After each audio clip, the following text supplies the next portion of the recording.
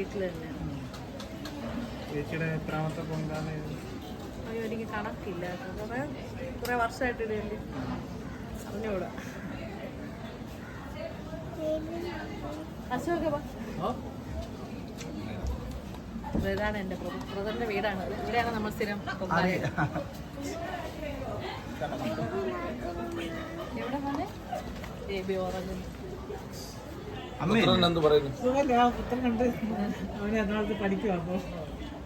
അമ്മയില്ലേ? അമ്മ വീട്ടിൽ തന്നെ. വരത്തില്ലേ?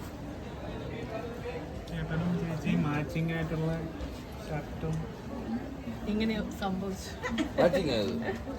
അങ്ങനെ പറയാം, ഇപ്പൊ അങ്ങനെ തോന്നുന്നു. കുറച്ചുകൂടെ കഴിയുമ്പോ 2 കളറായിരുന്നു. അയ്യോ ഉറങ്ങി പോകുന്നേ.